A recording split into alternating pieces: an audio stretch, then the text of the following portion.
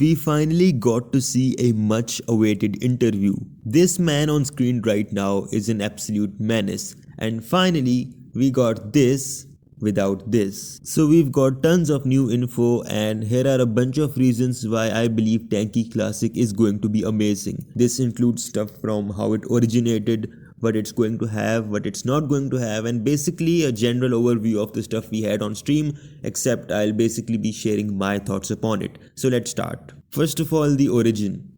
Now, you may be wondering, Tanki Classic, where did it come from out of the blue in 2024?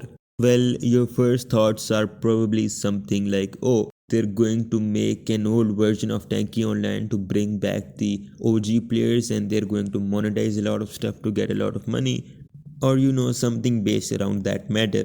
Because let's be honest, at this point the perception that we have of alternative games right now is pretty negative, at least in my case, because the thought process is just simple. There was a game that a lot of us used to play in our childhood. It was a really great game. They brought in useless updates. It was monetized in a lot of different ways, and now it's no longer a good game. So it's a very obvious reason to hate that particular development team, even though we still play that game and so on and so forth. But as weird as it may sound, the reason that I just gave you is not the reason why Tanki Classic is being made, and as a matter of fact, it's pretty much the opposite. And this is a really interesting story, and this is the story of the origin of Tanki Classic. In the Alternativa Games headquarters, this man all of a sudden was like, yo, we should make a Tanki Classic game, which is basically the old version of Tanki Online. And everyone around him was like, why? Why would you do that? And this does not make any sense, because at this point there is no reason to make that game.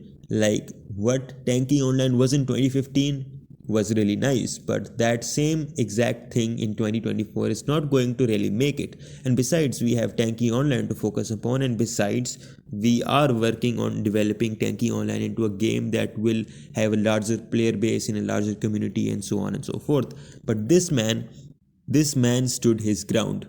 He was like, no, we need to do this. And the thing is that the reason why this story is so appalling to me is because the reason why he said this was not due to anything that was related to making money or to basically have 2 to 3 different games at the same time, and any sort of weird reason that may come to your mind when you think of alternative games.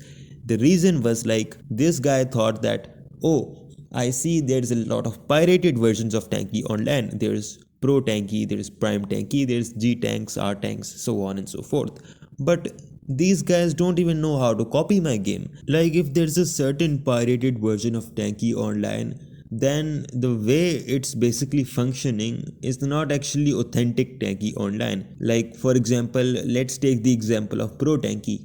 So the reason why a lot of players left Tanki Online and criticized Tanki Online is because it's pay to win, right? That's basically the whole idea of it. But then when you go over to ProTanki, what is ProTanki? Open the shop, buy tons of crystals, there you go. You're basically doing the same thing all over again. But because the graphics are different and the interface is slightly varied, then you're like, alright, this is all Tanki Online. And obviously there's a lot of new maps, there's a lot of different gold boxes, the designs for gold boxes and stuff like that. And I'm not criticizing ProTanki. I mean, I should, it's a pirated game, but I'm not criticizing it. I'm basically saying the fact that a game that was originally meant to be the opposite of Tanki Online, because Tanki Online is pay to win, ended up being the same thing all over again, except it's basically a toned down version of Tanki Online, because the whole interface and the basic features that it has are 9 to 10 years old. So the thing is that this man in Tanki Online HQ was actually Hazel, and the reason why he wants to make Tanki Classic is because he needs to make a good version of it. And I can totally understand that particular feeling. For example, I'm not directing this at anyone in particular, but let's say, for example, as a general analogy, I see a YouTube video on a particular topic that has not been discussed before. So I watch that video, and obviously it's a good video, but then I think to myself, if I made this video, it would be way better. Like, the concept is good, the idea is good, and even the content is good. But if I made this, it would be more polished and more nice. And that's basically what was going through Hazel's mind. So the thing is that, yeah, any pirated game out there can somewhat give you the feeling of old Tanki, and yeah, it could be nice. And ProTanki, for example, does get the job done with the whole nostalgia aspect of things, but it could be way better on a broader aspect. And I personally, like, a lot of people have suggested me to play ProTanki because I'm always quote unquote complaining about this modern Tanki Online and everything. But you know what? I literally had this whole concept in mind of creating a video on the problem with ProTanki. That was supposed to be the title. But ever since Tanki Classic released, there is no point in talking about that. So I haven't made that video yet, and I probably won't. If you guys do want to see that video, then you could let me know about that in the comments. But generally, I don't really plan to make it as of yet. And yeah, basically that video was supposed to be about what I'm about to say. It's a pirated game. You can't really trust this game for long. Like, imagine I play on this account in ProTanki for 2 years straight, and then all of a sudden it's like boom, gone, because it's a pirated game. It's literally illegal. And secondly, the fact that it is in fact a pirated game, and because it's from like developers that are unofficial, like they're basically stealing a game and putting new updates into it, you can't really expect a lot. It's basically like, if any of you guys play console games, it's like those hacked version of console games. So you never get that original feeling that, oh, I'm genuinely part of a actual game and an actual gaming community and stuff like that. So yeah, and obviously the promotion and stuff adds up to it. But there's a lot of stuff that you could talk about in detail, but I won't get into that. Basically, Tanki Classic is going to be a better version of ProTanki or whatever other pirated game that you can think of. So that's the origin story of Tanki Classic. And the reason why all of this is part of this video, which tells you why Tanki Classic is going to be amazing, is because, like, come on, it's a good story. It's a good epic origin story as to how this game emerged.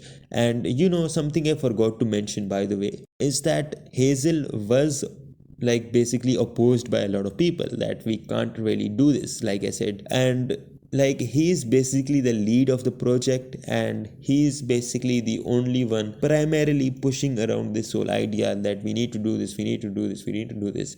And by the way, this project is not monetized in a way that you think that it is going to be. Now, in the previous video about top 15 things that you should know about Tanki Online, I remember I specifically put this whole concept of having different monetization in the middle of the ranking, as in I was ranking the features that we know about Tanki Classic. So the reason why I put it in the middle, as in I didn't count it as good or bad, was because in that video I particularly explained to you guys that this is a very dangerous statement.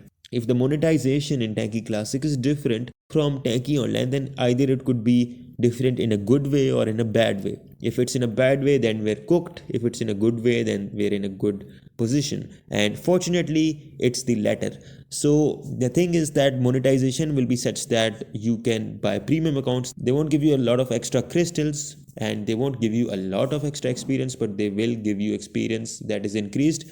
And yeah, it's basically like you can unlock the chat through the subscription of that game, and if you want to create battles, then you need a subscription for that as well. But you do have a lot of different advantages if you're like purchasing stuff in that game, and none of those damage the balance of the game. Like, of course they give you an advantage, and the brilliant thing about this particular idea is that the people that are buying, that are thinking of possibly like getting that premium subscription, they have enough incentive to buy it. But the people that are not buying it have enough incentive to keep playing even if they're not like premium users. And that is such a great thing, because people that are buying, they can earn the experience faster, they can talk in the chat, they can create battles, they have enough like capabilities to show off, and like not even show off, like basically feel like they're a bit more special than the people that are not buying. And then on the other hand, the people that, like I said, are not buying, they don't feel like crap for not buying in that game. They just feel like, all right, we're just here to enjoy this game and like play for a bit, and like they're not really going to have the end of the world just by the fact that they didn't spend $2. So it works out for everyone, and there isn't really all that much of a balance problem, and that is probably right now the number one problem in Tanki Online. Like the latest thing is the strongest, and then there's a new release and that's stronger, and so on and so forth, and that keeps on going and going and going. So yeah, in this game you will basically have everything balanced. The monetization is not going to be weird, it's going to be completely normal, and I'm really happy to know that finally, after all this time, even if we are getting a Tanki Classic version, then it's not just something that's gonna be monetized to basically like make you buy your nostalgia through your pockets, but rather something that allows you to enjoy your childhood for free while simultaneously allowing the buyers to have an advantage as well. So yeah, that's really good to know. And of course, there's something else that was discussed in that interview. Honestly, that interview had so much content, I could make like 30 videos out of it. But yeah, it's going to be very monotonous, and obviously making 30 videos straight about different aspects is kind of strange. So that's not what I'm going to do. I'll just discuss some of these aspects in this video and maybe some in the next, probably because this video is already about 12 to 13 minutes long. But anyways, the point being that old Tanki Online or Tanki Classic is not going to be like it's 2015 Tanki, it's 2017 Tanki, it's 2013 Tanki. No, it's not going to be like that. It's going to be more so like every single good thing about every single year up until 2019 or 2020. They're going to take out the good aspects and they're going to pile them up in the same game. Obviously, like objectively speaking, everyone knows that this is a good thing because you're taking the basically the good things from every year and putting them all together. So that is pretty self-explanatory why that's good. But the reason I think like something that I would like to add on to this idea is that this also means that the game will be kind of dynamic. Like it won't be just the old game, like the old game that you're playing all over again. In fact, it's going to be sort of new in a way, because imagine 2013 and 2017 in one place. Like the atmosphere of 2013 Tanki with probably that black box idea, like the container dropping, and containers were mentioned, we are gonna get to those later.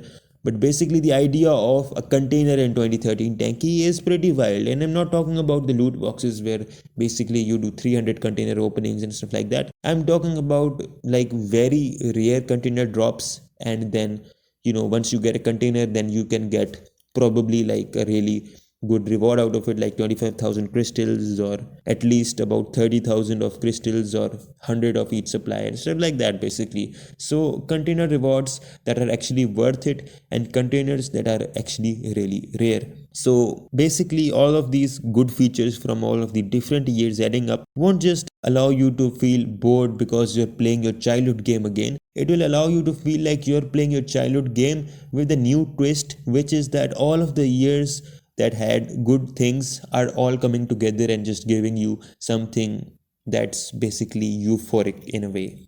I mean, I wouldn't say Tanki Online could not be euphoric. It makes you rage, whether it's 2011 or 2021. But yeah, let's not get into that. My point being that it will be a different game of sorts. So that is that. And honestly, I feel like this video is already too long.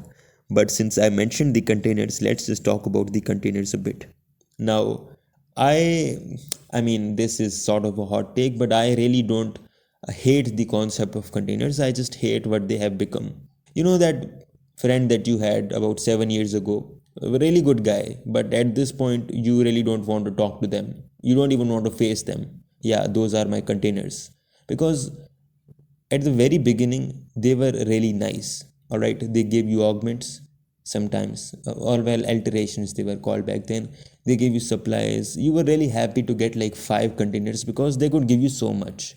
But right now they're just a huge scam, and I actually made a whole video on why this is like basically half illegal to do, or not even half what we have in like the modern Tanki Online. But let's not get into that. And basically, the idea right now, in reference to Tanki Classic, let's just talk about the relevant stuff to that game. So, why could containers be a good thing for Tanki Classic? There's only one way to put it, and it's a very huge one at that. Look, gold boxes are special, right? And they have been special for a long time. But I think there needs to be a twist. And the twist, like Hazel said in that stream, is that every once in a while, I wouldn't say 1 in 100, but 1 in 50 chance maybe, that instead of a gold box, there is a black box or a container. Basically the 2017 version of how things happened. And the reason why this is going to be something special is because, yeah, we all love gold boxes and we love to catch gold boxes, but every once in a while, you know, that old feeling that childhood you used to get when a goal box siren, like initiated, that moment when your heart stops beating and you're like, oh my god, I want to catch this, and stuff like that. The only way to make someone feel like that 10 to 15 years later would be to make something that's even rarer than a gold box. I mean, imagine how you feel when you hear of a cake gold in Tanki Online, like on the birthday with the celebrations where I believe it's 50,000 crystals. I don't exactly remember. And by the way, that 50,000 is not even that special because obviously the whole pay to win aspect and everything.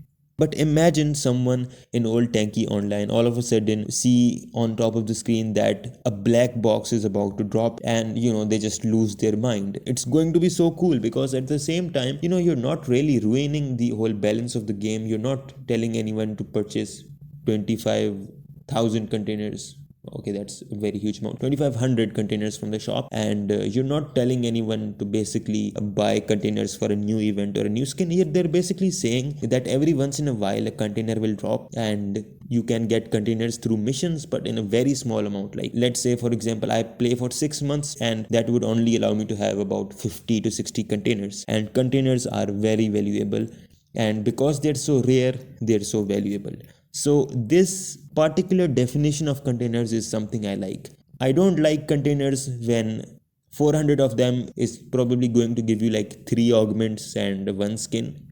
But I like that definition where 60 of them, although very hard to earn, they can still give you some good paints, some supplies, and probably like a skin maybe, So like, don't get me wrong, I'm no Greek philosopher, but the thing is that scarcity builds value. The less containers, the more valuable they are. And the more valuable they are, the more they'll be loved. And the more they'll be loved, the less they'll be hated. And if they're not hated, then why would you not add them to the game? So there's a pretty good reason to add them to the game. But again, like Hazel said in the stream, even though he is considering this whole idea of adding containers to that game, it all still depends on the people, or well, the majority of people in the community, because the general consensus is what drives Tanki Classic. So if the people want it, then it will happen. Like, I personally want loot boxes in the game only because of this particular aspect. I don't want them to be based around purchasing. I don't want them to be based around a pay to win aspect. Nothing of that sort. Only because, they will increase your excitement and your incentive to play the game to some extent. And that's a really great thing. So yeah, this has been a pretty long video, and I could make a part 2 to this. If you guys want that, let me know in the comments. And yeah, if you enjoyed this video, or if you agree with anything that I said, or if you're like me waiting for Tanki Classic to release, then yeah, you're welcome to like this video as well. And if you want to receive more updates on Tanki Online, Tanki Classic, and even a bunch of other different video games, then feel free to subscribe, and I'll see you in the next one.